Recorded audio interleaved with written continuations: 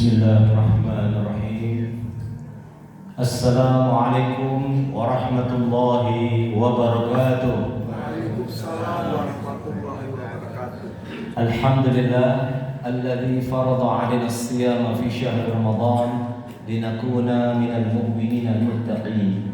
Asyhadu an la ilaha illallah iyyahu na'budu wa iyyahu nasta'in.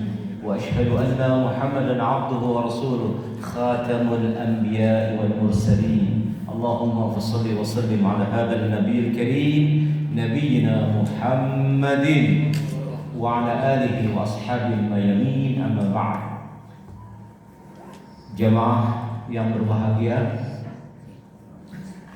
alhamdulillah kita masih bisa melaksanakan daripada siam di siang hari dan qiyam di malam hari. Karena pada hakikatnya Ramadan bukan hanya siam tapi juga ada qiyam. Bagaimana kita menghidupkan malam-malam dengan beribadah kepada Allah Subhanahu wa taala. Karena jelas hadisnya dua, man shoma ramadhana dengan man qoma ramadhana. Akhirnya sama, ya. Itu ghufira lahu ma taqaddama min dzambi, diampuni dosanya. Jadi tidak boleh seseorang hanya sekedar menunaikan puasa tapi tidak melaksanakan daripada qiyam di malam-malam hari. Hadirin yang berbahagia, marilah kita ambil dari sisi lain dari Ramadan ini, yaitu bulan ini adalah Syahrut Tazkiyah, bulan pensucian diri. Bagaimana Nabi pernah suatu ketika berada dalam undakan tangga untuk naik ke mimbar Nabi Muhammad SAW di Madinah. Pada saat itu beliau menaiki tangga pertama, undakan pertama dari mimbarnya, mengatakan amin. Undakan kedua, undakan ketiga, mengatakan amin. Sehingga setelah khutbah, sahabat bertanya, "Ya Rasulullah, kami dengar Anda mengucapkan amin 3 kali." Maka Nabi bersabda, "Atani Jibril." Jibril datang kepadaku dan meminta aku untuk mengaminkan 3 hal. Ini versi yang benarnya adalah yang pertama, bahwa Nabi diminta untuk mengaminkan di mana ada kondisi seseorang manusia yang ternyata masuk Ramadan, maka keluar dari Ramadan dosanya tidak diampuni oleh Allah. Yang kedua, dia masih punya kedua orang tua tapi tidak memasukkannya ke dalam surga. Yang ketiga, dia mendengar namaku disebut, nama Nabi Muhammad disebut, tapi tidak mengucapkan salawat kepadaku. Maka kalau kita mendengarkan Muhammad sallallahu alaihi wasallam, Allahumma salli ala Muhammad, ini versi yang benarnya. Sementara di Ramadan ini sering kita mendengar versi yang tidak benar. Apa versi yang tidak benar? Bahwa Jibril meminta kepadaku untuk mengaminkan siapa-siapa yang memasuki Ramadannya belum minta maaf pada orang tuanya, siapa-siapa yang suami istri yang belum maaf-maafan, siapa yang saudara sama saudara belum memaafkan, maka jangan diterima puasanya ya Allah. Nabi amin, amin, padahal itu dusta. Tidak ada hadis yang seperti itu. Baik, jadi ini adalah Syahrut Tazkiyah, bulan di mana kita berusaha untuk mensucikan diri, sehingga insya Allah sesuai dengan namanya Ramadan adalah pembakaran, panas yang membakar, sehingga insya Allah dosa-dosa kita dibakar oleh Allah Subhanahu wa taala. Persoalannya tadi, ada seseorang yang memasuki Ramadan, keluar dari Ramadan, dosanya enggak diampuni oleh Allah. Sama saja seperti kita baju kotor masuk ke laundry, harapannya baju itu bersih, wangi dan rapi.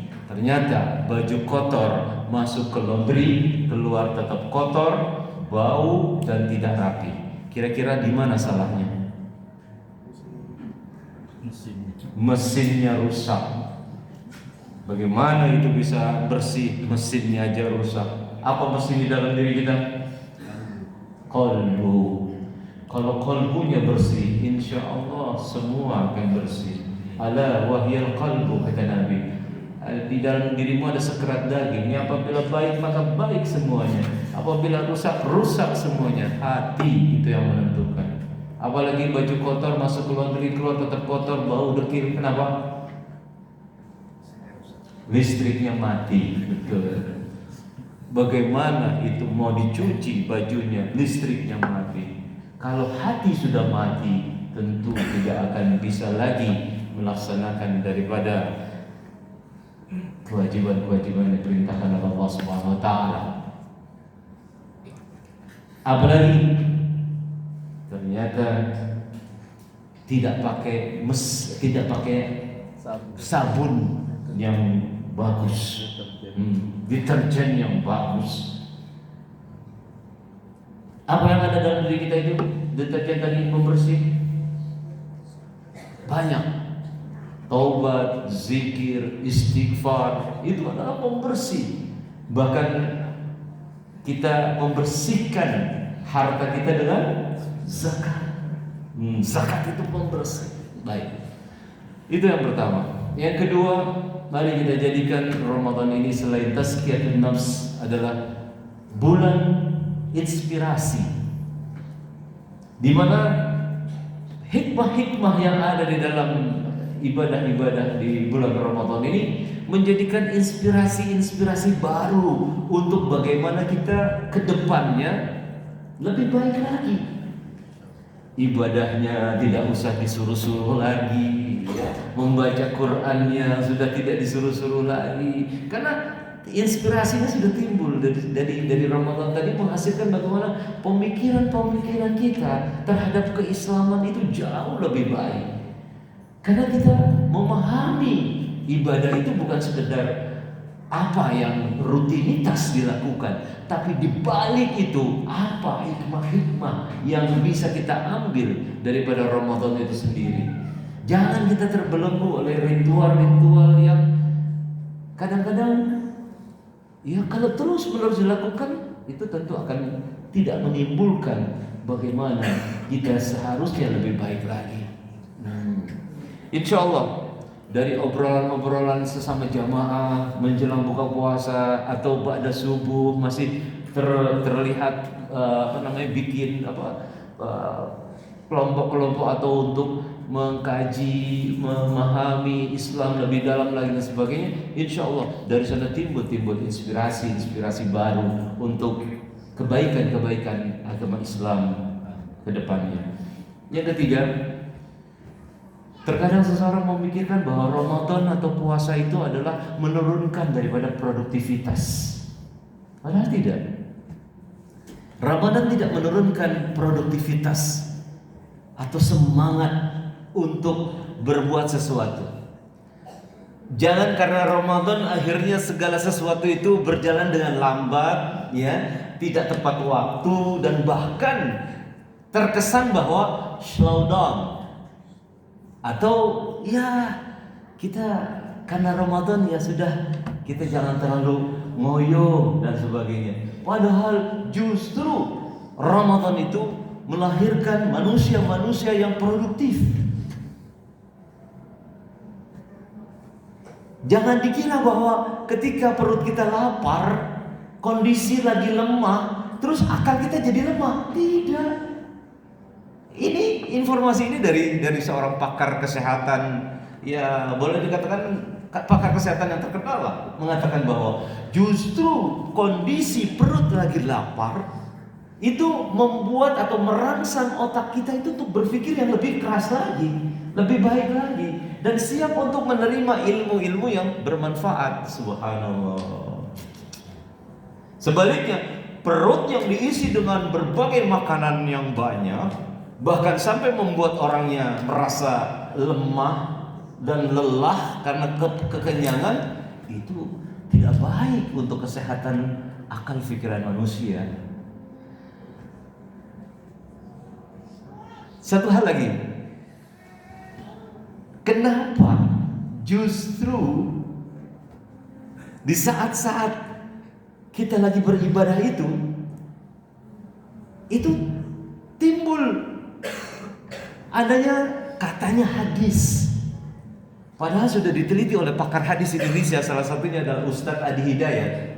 Ustadz Adi Hidayat, Masya Allah itu, dia punya akal pikirannya, otaknya itu ya, sampai hafal hadis ribuan hadis ya, bahkan letak hadisnya di kitab itu di halaman berapa, di bagian atas, bagian bawah, itu hafal, subhanallah.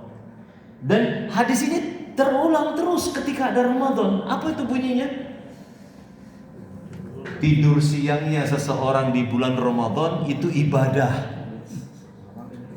Padahal itu hadis palsu.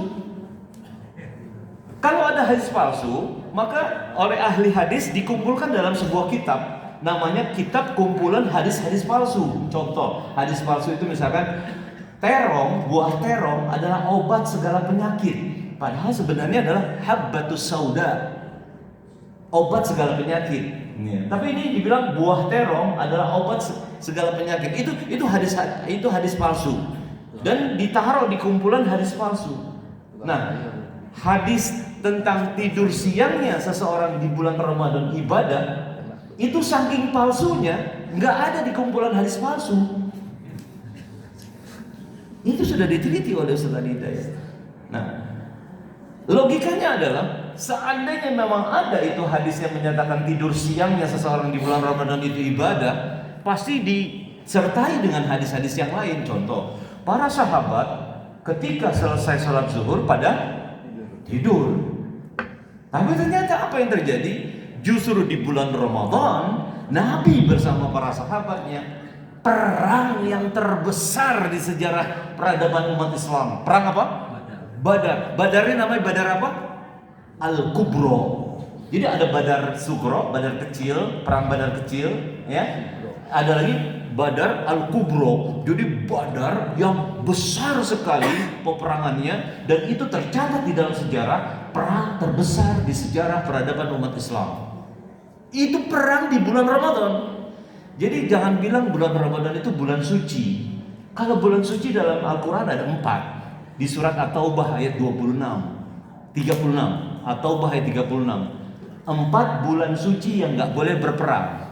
3 bulan diucapkan berturut-turut kata Nabi, 1 yang terpisah.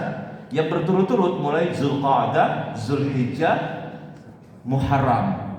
Ya, yang terpisah Rajab. Jadi 4 bulan ini gak boleh berperang. Sejak zaman masyarakat Arab jahiliyah nggak boleh berperang. Mereka menghormati itu 4 bulan itu nggak boleh berperang. Tidak ada Ramadan di situ. Ramadan justru Nabi bersama para perang. Jadi jangan dibilang bulan Ramadan itu bulan penurunan daripada aktivitas, efektivitas, produktivitas. Justru seharusnya kita lebih berproduksi lagi di bulan Ramadan ini. Yang tadinya mungkin ya, mohon maaf nih, barangkali ya kita belum perhatian betul terhadap masjid kita ya. Alhamdulillah kalau ini masjidnya luar biasa ya, masuk saja sudah wangi ya, karpetnya tebal kayak empuk ya, tidak ada suara berisik anak-anak. Ini beberapa hari ini saya perhatikan cuma di sini yang tidak ada suara berisik anak-anak. Masya Allah ya, luar biasa ya. Apresiasi yang besar untuk pengurus masjid ya, bisa menertibkan anak-anaknya dengan baik. Oh, suruh pulang? Oh, enggak ya, nggak suruh pulang ya. Luar biasa, luar biasa. Jadi artinya apa? Saya sama rekan-rekan yang lain itu, ayo jadikan bulan Ramadan ini bulan produktivitas yang lebih baik. Jadi kami melakukan perombakan di masjid juga. Kalau masjid itu belum ada perpustakaan, ayo kita rapiin perpustakaannya. Di situ ada buku-buku Islam yang baik, ya bukan hanya sekedar Al-Quran saja gitu. Nah, ayo apalagi kita berproduksi apalagi di bulan Ramadan ini, ya itu. Yang terakhir yang keempat, ini bulan adalah bulan literasi, bulan baca. Jangan dibuat untuk tidur saja. Kalau mau tidur silahkan tidur, tapi jangan pakai hadis gitu. Habis sholat zuhur kita capek, silakan tidur. Niatnya apa? Ya Allah, supaya aku kuat nanti ibadah di malam hari. Itu lebih bagus daripada bawa-bawa hadis. Ternyata hadisnya palsu. Udah dapat hadis palsu, di-share ke grup. Satu grup 200 orang. Ada 10 grup, dikirim 10 grup, 2000 ya. Yang 2000 ngirim lagi. Itu dosa jariah kata Syekh Ali Jabir. Almarhum Syekh Ali Jabir pernah mengatakan, jangan sekali-kali menyebarkan hadis palsu. Itu namanya dosa jariah. Kalau mau buat amal jariah, bukan dosa jariah. Artinya apa? Ayo. Ini syahrul Quran. Syahrul Ramadan alladzi unzila fihil Quran. Bulan ini bulan diturunkannya Al-Quran. Sehingga kita pertama literasinya baca Quran. Ini hari keberapa? Ya, kalau versi Muhammadiyah 7. Kalau versi pemerintah 6. Oke. Seharusnya sudah juz ke-7 ya. 11. Hah? Sudah 11. Oh, juz 11. Pribadi bukan jamaah. Jangan jamaah, pribadi. Ayo, pribadi sudah minimal 7 juz ya. Ini juz Al-Quran, bukan juz mangga, juz alpukat, bukan. Ya, juz. Ya, ini. Ayo. Kenapa? Oke, 11 itu maksudnya berjamaah ya. Yang saya maksudkan bagaimana pribadi itu sudah sudah sampai juz berapa hari ini? Ibu sendiri udah juz 11. Jamaah. Oh, berjamaah. Kalau berjamaah ya nggak apa-apa sih, pahalanya berjamaah gitu. Tapi yang saya maksud adalah pribadi. Kenapa? Baca sendiri ya nggak apa-apa. Bagus bu, bagus. Nah, yang saya maksudkan adalah secara sendiri minimal dia sudah sampai 7 juz ke-7 kan gitu. Karena one day one. Nah, pernah saya tanya ini di masjid yang lain atau di tempat yang lain. Mohon maaf Bapak Ibu, tahun kemarin Ramadan kemarin khatam Quran tidak? Tidak. Masya Allah. 2 tahun yang lalu khatam Quran tidak? Tidak juga. 3 tahun yang lalu khatam Quran? Boro-boro. Masya Allah. Apa kata Umayyah mah? Terlalu. Masa sampai bulannya Al-Quran saja dia nggak bisa khatam, apalagi di luar Ramadan. Nah ini baik. Yang berikutnya selain Al-Quran, literasi daripada buku-buku Islam. Inilah saatnya kita berupaya untuk memperdalam khazanah keilmuan kita ya dengan literasi Al-Quran. Mohon maaf, di masjid ini sudah ada perpustakaan Islam ada. Ini nih. Jadi datang ke masjid itu jangan pas azan. Mohon maaf, tangan kanan Pak. Tangan kanan. Ya, baik. Sunnahnya tangan kanan ya. Baik. Jadi artinya apa? Jangan datang pas azan atau sesudah azan baru datang. Sebelum azan datang baca buku, tambah lagi. Contoh misalkan, ya. Selain kita membahas tentang Ramadan, boleh dong sekali-kali kita tahu tambah ilmu kita tentang haji. Bu, ihram artinya apa, Bu? Pak, ihram artinya apa ihram? Ihram pakai baju ihram. Padahal ada sholat namanya takbiratul ihram. Berarti takbir pakaian ihram. Padahal ihram sendiri dari bahasa Arab artinya haram, terlarang. Begitu kita mengatakan takbir yang pertama Allahu Akbar, itu namanya takbiratul ihram, artinya terlarang kita melakukan sesuatu yang di luar sholat. Maka ketika kita haji atau umroh ada istilah ihram, yaitu kita pada saat itu tidak boleh melakukan sesuatu yang terlarang. Sebagai contoh, ketika ihram nggak boleh apa? Memetik daun, apalagi membunuh hewan, apalagi nggak boleh pakai wangi-wangian, apalagi Berhubungan. bermesraan dengan istri ya, pasangan kita sendiri, padahal selama ihram nggak boleh. Baru selesai, kalau sudah selesai itu urusan ihram, maka namanya apa? Tahallul. Apa arti tahallul? Halal. Gunting rambut. Halal. Padahal gunting rambut dalam bahasa Arab ada dua, tahliq botak atau taksir, gunting habis, cepak. Bagaimana kita bisa tahu itu? Ya ini saatnya Ramadan. Kita tambah literasi kita, pengetahuan kita, keilmuan kita tentang keislaman. Kira-kira seperti itu. Mohon maaf atas segala kekurangannya, yang benar datang dari Allah Subhanahu wa taala. Yuk, mari kita jadikan Ramadan ini bulan tazkiyah, bulan inspirasi, bulan produksi, dan bulan literasi. Subhanakallahumma wa bihamdika asyhadu an la ilaha illa anta astaghfiruka wa atubu ilaik. Assalamualaikum warahmatullahi wabarakatuh.